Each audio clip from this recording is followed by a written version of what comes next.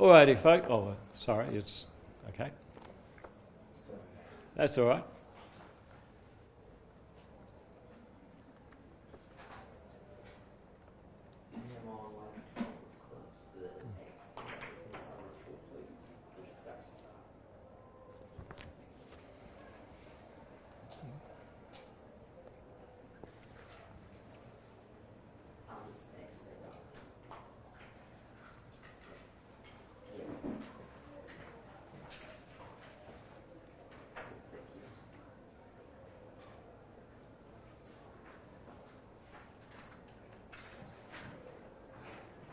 All right, well, look, first of all, thank you very much for coming along, folks. I think as the election campaign and the year progresses, it becomes increasingly clear that New Zealand has a serious economic challenge that whoever is the next government will need a clear plan to overcome and manage.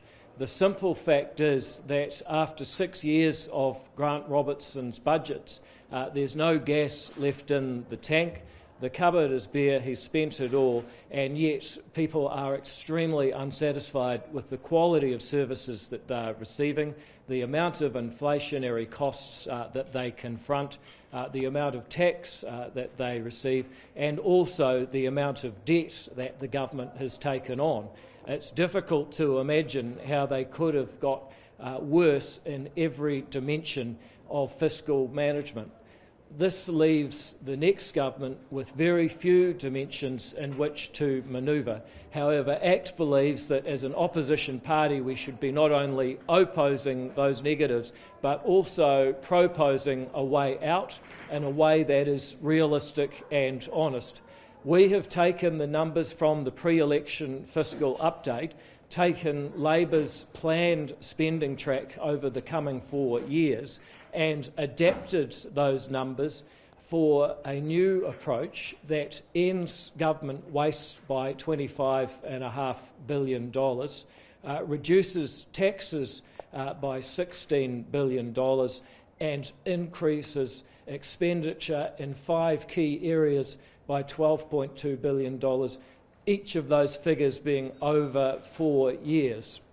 Because there is around about $7 billion of allowances for new spending in current budgets, that allows us to achieve all of those things and reduce the overall amount of deficit spending, which has the effect of making fiscal impulse negative and reducing the inflationary pressure that households are feeling up and down the country. The tax cuts available under ACT's alternative budget are dramatically smaller than we have promised in the past, but we believe they are the greatest that anybody can honestly promise. They leave the average earner a couple of $100 and then a few more better off each of the 4 years. That is not a large amount of money, but it does make the point that every single household or earner will be better off under this budget than they are right now, while key services receive more investment and while debt is reduced faster than under Labor. The areas where we would invest more money are 5. One of them is local government infrastructure, with just over $1 billion a year given to councils to the extent they allow development in their jurisdiction. If Auckland Council, for example, allows a building to go ahead, then the GST government collects on the construction of that building. Half of it goes to Auckland Council, giving them the means and the incentive to carry on consenting new building, because we need to build. We have a shortage of housing in every city in this country. We would also increase GP capitation by 13%. GPs are an absolutely critical part of the medical infrastructure, which have become a pinch point for the whole system. More people showing up at A&E because they can't get into their GP is bad for everybody, and that's why we would increase GP funding by around $160 million a year, or 13% above baselines. we still have a serious challenge with attracting and retaining teachers as investment in the next generation. That's why we would continue our teaching reward fund of $250 million a year, or approximately $4,500 per teacher, to be distributed by principals in accordance with their school's priority for the types of teachers and performance that they value within their school. We would also increase expenditure in defence to 1.5% of GDP by 2027, aiming to achieve 2% of GDP in 2030. This is essential because Australia will be at 2.3% by 2030. New Zealand, currently at 1%, is not pulling its weight in an ANZAC defence alliance. And sadly, as the geopolitical situation deteriorates, as it has over the past few years, New Zealand needs to start pulling its weight. Finally, we allow for additional expenditure in corrections because it's our view that letting people out of prison the way Labor has, and recently abandoned that target, I might note, has actually led to less safe streets, more police time used up catching and imprisoning the same people over and over again. Our increase in prison capacity and our creation of 200 youth places within corrections separate from adult prisons is absolutely essential so that there is a consequence at the end of the chain that makes criminals respect the rights of everyday New Zealanders. Of course, that $25.5 billion of reduced expenditure will be of concern to some people, particularly those currently receiving the money. We accept that, but we also believe that this country is in a place where it cannot carry on the way that it currently is. You take, for example, something like fees-free tertiary education.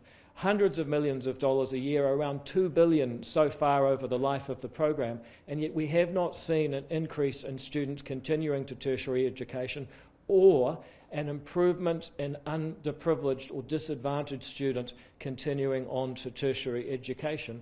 We have to ask the question, is that money being spent effectively, or could New Zealanders spend it themselves, or should we be reducing our debt?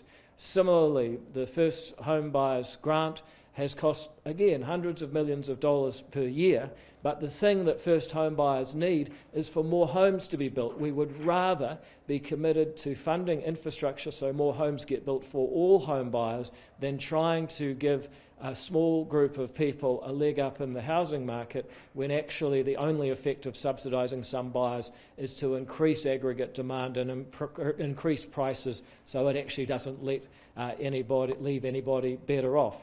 We also propose to raise the age of entitlement of national superannuation by 3 months per year until it reaches the age of 67. That means that in 8 years' time, by the early 2030s, entitlement to national super would be at 67, but you could still access your KiwiSaver earlier if you would like. I know that people will try and make political capital out of this, and people will say that it's a real problem. I think we have to be honest and say we're in a hole. Australia, Germany, Britain, America, Taiwan, Spain, Italy, Israel, all of these countries are raising their ages of retirement to at or above 67. New Zealand is not the country amongst that group that is so much wealthier that it can afford to keep doing this. In fact, actually, we're poorer. So altogether, you have a budget that is honest about our predicament, that takes the steps required, that may have to be taken on by any government that wins this election anyway, because it is based on the underlying forces that there is too much spending, too much debt, too much pressure on households, and not enough satisfaction with key services such as infrastructure, housing and GPs, not enough long-term investment in corrections and defence for New Zealanders to have the standards of living that they would like to have. Happy to take any questions, and I hope it's a useful contribution. Act once advocated for a flat tax rate, then it went to 2 tiers, now there's 3 tiers. Is that still a party of low tax?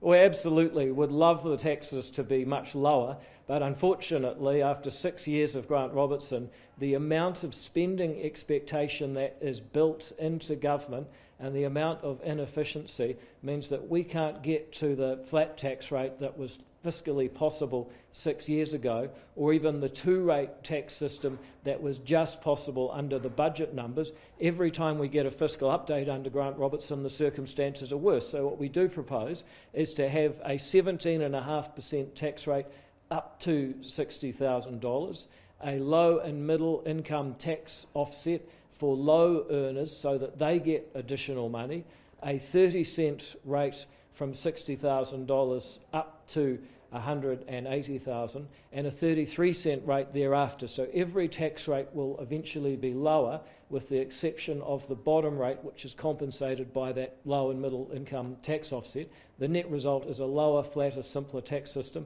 but you're right, not as low as ACT would prefer. How much influence should a minor party have when it comes to fiscal policy around the negotiating table? Well, I think the negotiation is going to be with fiscal reality, and ACT is putting out a robust plan that I suspect will become reality regardless of politics, because the numbers have to add up. These numbers do add up, and without numbers that add up, the whole country is in big trouble. On the raising of the retirement age, are you going to make allowances for the fact that Māori die on average 7 years younger? And if not, then what are you going to do in very quick succession to make that no longer a thing, so that the retirement age is actually fair for all New Zealanders? Well, we don't believe in racially categorising New Zealanders. There are non-Māori who will live to a ripe old age, and Māori who will live to a ripe old age. There are Māori who will die young and non-Māori who will die young. Our view is that we should be focused on the key drivers of health rather than lazily and divisively grouping people into ethnicities. Yes, it's true, there are lots of battles to be fought to get better healthcare, better welfare, better housing, better education. All of those things need to be better so we live longer, happier, healthier lives. But we're not going to get into making retirement about race. But do you accept then that the retirement age would actually be unfair until those health inequities have been sorted? Well, it's unfair so long as people live different lengths of time. Having one retirement age is inherently unfair, but every country has one. I mean, that's pretty unfair for people dying earlier on average, though. Like, wouldn't they look at that and be like, that's pretty unfair for me? I totally agree, and a good reason to look after your health and live a longer, happier, healthier life is that you will get more life and get more enjoyment out of it, and you will get to receive national super for a longer period of time. In fact, it's because people are living longer lives and having fewer children for that matter, that it's become necessary to raise the age of entitlement. Every country is doing this. Most of Europe, the United States, Australia, they're all doing it because they recognise that people are living longer and having fewer kids. New Zealand is not the country amongst that group that is in a position to ignore fiscal reality and maintain a head-in-the-sand stance around superannuation. You've actually brought that forward, right? You've actually brought that forward, right? Because it was previously 2 months, and we've made it 3, and that reflects the fact that we've sat down with these numbers, and I can tell you it is tough to balance a budget with the circumstances that Grant Robertson is leaving this country in. So just on the numbers adding up, you've included the current tax year in the spending cuts, and a lot of that spending would have already happened if you were to get into government. Was that an error? No, and look, there's always been in this exercise an element of the hypothetical. It's an alternative budget because it's the budget we would have if we were in government. Obviously, if the people decide to elect an ACT national government, and I hope they will, we will face a slightly different set of circumstances because we won't actually have been setting a budget for the 23-24 financial year. Nonetheless, this gives you a good indication of our thinking. Essentially, the numbers in there don't add up. Well, yes, they do. The spendings would have already occurred. So how could they add up? Well, they add up because this is hypothetically what we would have done had we been in power. If we've been releasing these alternative budgets every year for the best part of a decade, if you want to start questioning whether the alternative budget's a useful exercise, well, that's another story. However, obviously, if you're going to have an opposition, they have to propose policies that they would put in place even though they're actually the opposition, and then if they do get elected by the voters, then the situation they face will be slightly different. But that's quite basically because the best numbers that we have are the 4-year period that come out in the BFU. So I understand what you're saying, but in fairness, this is an exercise in how act in government would set different priorities, and you can understand that that requires a slightly hypothetical approach, but it's very unfair of you to say that means it doesn't add up. This plan confirms that you get rid of the school lunches program. Teachers and principals that we've spoken to have said it's a game changer, and getting rid of it would have a negative effect on children. Are you being cruel by taking that away? No, we're not. We've looked at what Treasury says. Did it actually get more kids coming to school and better engaged in education? If it did, I'd be all for it. Sadly, it does not do that, and so we have to think carefully about, for the taxpayer money we're spending, is that actually getting us to a better place? In the case of free school lunches, very popular with Labor, maybe popular with some people who are fans of the program, but the overall analysis from the point of view of taxpayers and citizens is that it hasn't been a good use of money. Is it hard to charge schools an element of free meals built into their methodology? No, they don't. They never receive. They receive bulk funding at the same rate as any other school. So they never provide it for students in the Oh, some of them use the flexibility of their funding to do that, and I think. That's because they think it's a good idea because they won't get fed at some point during the day otherwise, right? Well, they certainly may have had that view, but that doesn't mean that the answer is to spend more money. It's actually to give schools more flexibility to use the funds that they have in order to achieve the goals that particular school leader thinks. Now, if schools want to do that, then we're actually going to be their best friend. We're just saying that putting extra money into it hasn't actually paid off from the point of view that we've got limited funds and we've got to get benefits. Why not just try and improve the program like the Matt's proposing rather than just getting rid of it altogether? I think because you've got to have a clear idea of how it could be improved and would be better off. I know that there are people out there who believe that the government should try and do everything possible, regardless of whether the costs and the benefits stack up. In this instance, Treasury has been very clear that as far as getting kids to school and engaged in learning, doesn't do that, and therefore we don't think it's a good use of money. You say that now's not the time for significant tax cuts. How would you describe National's tax cuts? Well, I've said all along, I don't think that they're particularly significant. I mean, I think that they're cutting about $14 billion, if memory serves. Ours are about $16 billion, so I guess ours would be slightly more significant in that sense. But in reality, you've got a good $130 billion a year of tax, and we're talking about $4 billion a year on average of reduction. That's not significant. That's barely keeping up with inflation. And in terms of that first 48, for people who earn 48,000 or under, do those offset the tax cuts? Yeah. Does that even out? Will they be paying more tax, the same tax? They'll be better off. We've calculated for every earner, for each $1,000 possible income, we've shown that at the minimum people are $238 better off per year. So everyone is better off. It's not much. We're not selling it as being a big tax cut because we don't think that that's responsible or realistic. We've got to deal to debt and deficiencies in public services that people feel. However, that's where we're at. So just how does the offsetting work? Is it... So the low and middle income tax offset, basically you start off, if you earn $0, then you don't receive it. As you earn more, you eventually receive about $950 a year, and once you get to $48,000, it starts to tail off. So it makes up for the fact that you're paying more on your first $14,000. So low-income earners, they get the low and middle income tax offset, so they're better off as a result of that. High-income earners benefit from dropping the top tax rates down from 30 cents between 48 grand and 60 grand down to 17.5. So everybody is better off. But critically, what changes is that if you are earning, $200,000, then you will pay that 17.5 on your first 14,000. Far better to give poorer earners or people with lower incomes a tax credit for those first few $1,000 rather than give everybody a low tax rate when they don't need it. What is your clear position on whether you are prepared to be in some form of governing arrangement with New Zealand First? And part of that, I put to you the arrangement that you had with Labour, New Zealand First and the Greens, where in that model, ACT and New Zealand First would not have any direct agreements or deal with each other. They would both be with National. What is your position on actually forming some sort of a governing arrangement that has New Zealand First in it? Well, we've been very clear and consistent.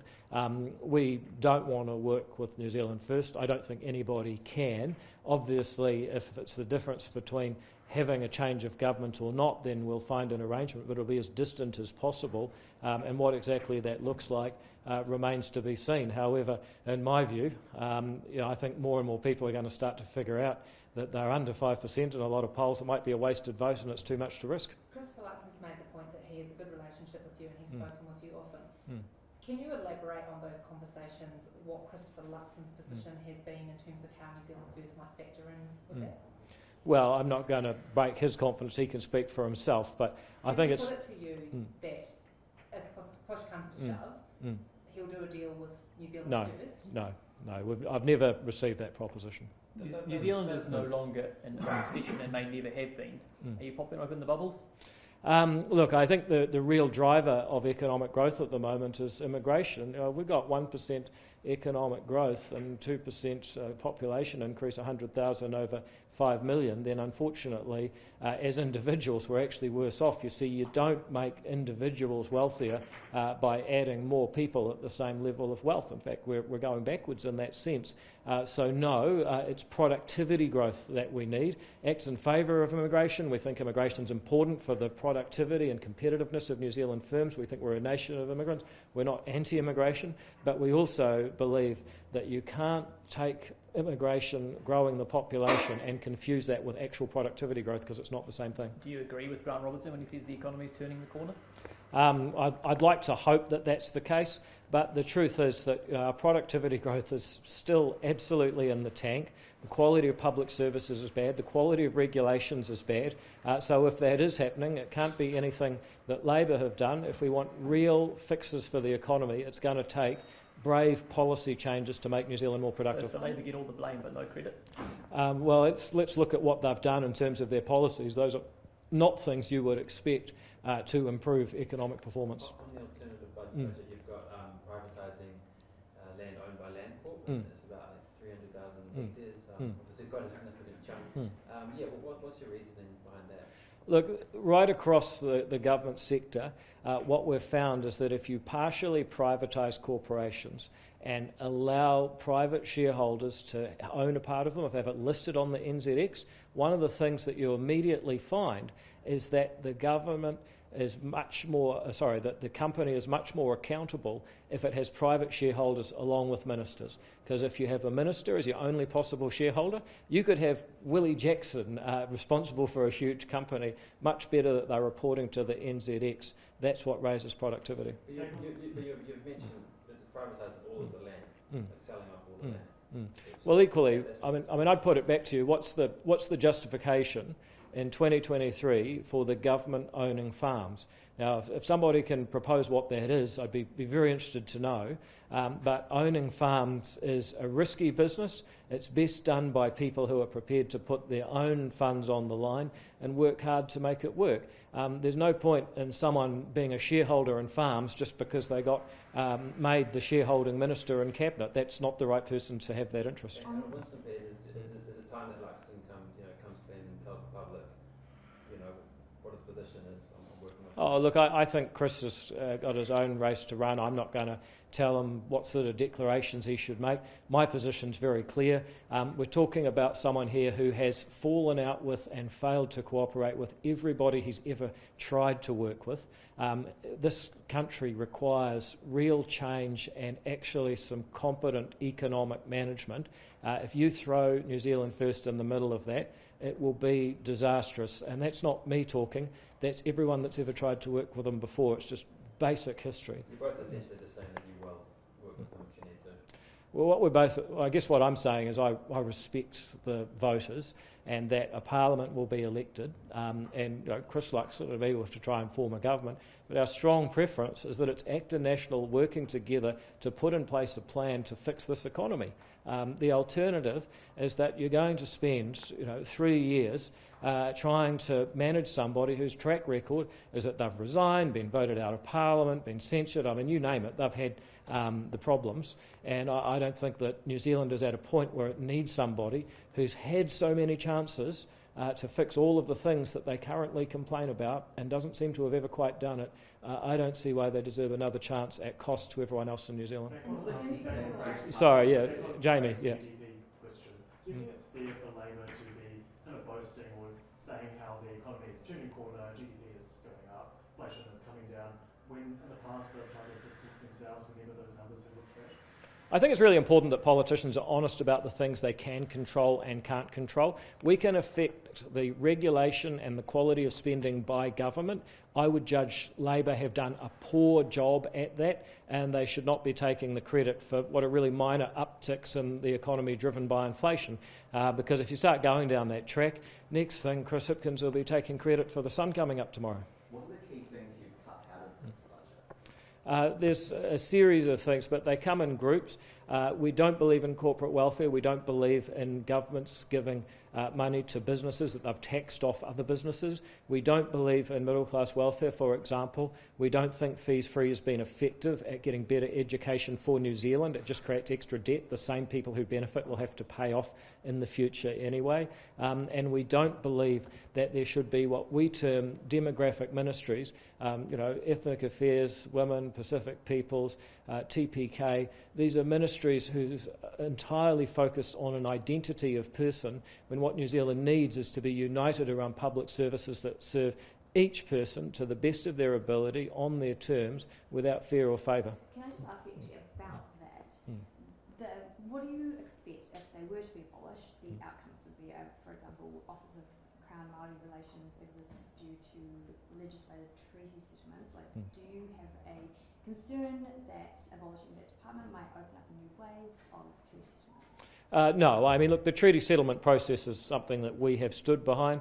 I understand that actors voted for every treaty settlement process during its existence since 1996, and so we're very careful that the changes we're making would not affect the treaty settlement process. On Ministry for Women, part of their work is closing the gap, the gender pay gap. Where do you think that work would move to, or what would you think would happen to that? Look, I think that it's an important task, but I don't think you require an entire ministry to do it.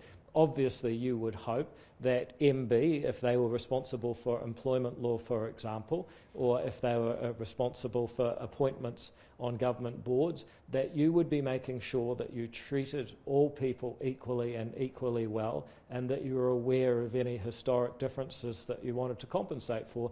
I just don't think that you need an entire department to do that. And would that be with the Ministry of Ethnic Communities, one of the recommendations in the Royal Commission into March 15? Did you disagree with some of those recommendations that ethnic minorities have been often ignored by the government? Well, I look at, for example, one of the findings was that the intelligence agencies weren't correctly focused on where the terrorism threat might come from. But we don't need to create a whole new government department to tell the security agencies that they should be properly focusing on detecting terrorist threats and attacking the right causes of risk. Again, these departments, they exist to do things that I can explain to you in a sentence. I don't think we need entire departments which collectively cost hundreds of millions of dollars to achieve that. Abolishing school lunches, as far as I can see, it wasn't in your previous alternative budget. What happened over the last 6 weeks? Yeah, so you're absolutely right. Our previous alternative budget would have kept it. That Treasury advice changed our mind. I was surprised by that analysis because I'd heard the same feedback you had. But at the end of the day, if you crunch the numbers and it doesn't add up, then you shouldn't keep doing it. We're not at a stage where we can continue to borrow, spend and hope. We've had 6 years of that, and it's now got us to the point where we've got to make much harder choices than we'd otherwise like to. So you haven't added on just because you needed an extra few dollars? No, because we've seen analysis that suggested, look, if it was getting more kids to school and focused on learning better, that's probably one of the most important things we can do in this country right now. But as it turns out, it's not. You probably remember back in 2017, one of the sentiments that the Greens and New Zealand First used to say is that they weren't in agreement with each other, they were in agreement with Labour. If on election day that is to happen again with UN National and New Zealand First National, that make it quite a bittersweet election for you? You know what? I don't think there's a lot of evidence that that hypothetical is going to come about. So if it happens, we'll deal with it. But frankly, I think some people's fixation has gone a little bit beyond where it needs to be. How are you feeling about the debate tonight? Oh, look, I love debates. I think that they're a good opportunity for New Zealanders to see what's on offer from different parties. And so I'm looking forward to tonight. Are you expecting any run-ins with Mr. Peters? No, I'll be talking to New Zealanders who are concerned about the economy and the effects of government policy on race relations as well as crime, and those are the things that I'll be talking about to the people who can vote ACT. I'm pretty sure that Mr. Peters is not going to vote ACT, so I probably won't be talking to him so much. Then again, he might, you know.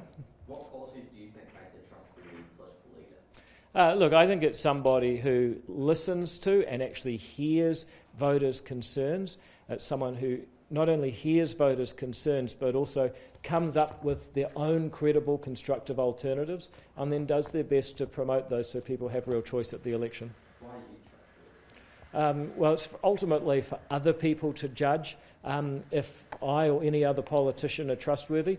But here's the second day in a row that we've been out putting up policy that responds directly to concerns we hear from real people. That's the job of a politician. Listen, propose, implement if given the chance by the voters. I just keep doing that, and if that makes me more trustworthy, then I'm very grateful for that trust. Do you think the public trusts you?